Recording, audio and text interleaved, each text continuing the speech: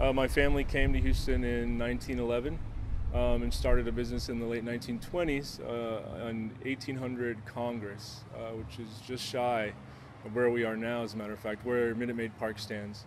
Was a furniture store called Alamo Furniture, and it turned into Gabino Furniture and lasted for a long time on Harrisburg.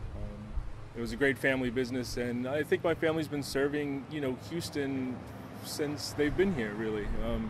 It's a family tradition, and that's what we look forward to doing. So growing up watching my grandparents and my great aunt and uncles work for themselves and build their own businesses and be, respected in the community by a lot of people meant a lot to us growing up, and it afforded us a lot of opportunity. It gave us opportunity to go and travel and see other places, and now that Houston is what it is, and it really has been calling us home. The community is coming to life with a new wave of the children, grandchildren, and great-grandchildren of the people that were here long ago. And it's great to see all these new ideas and all these new faces that are still related to the old faces of this place.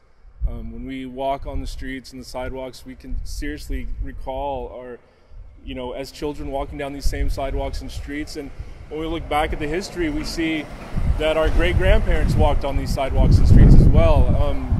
When I drive my fiance to work every day, we drive by the site that was their first business in Houston.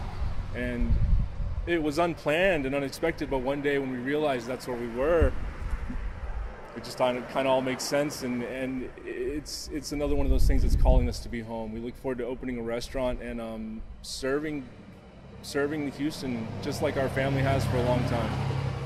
I think the neighborhood has been solid for generations now. Solid in its history, solid in its approach to the future, and it's not the kind of place that's just a pushover. It can't easily be bought and sold.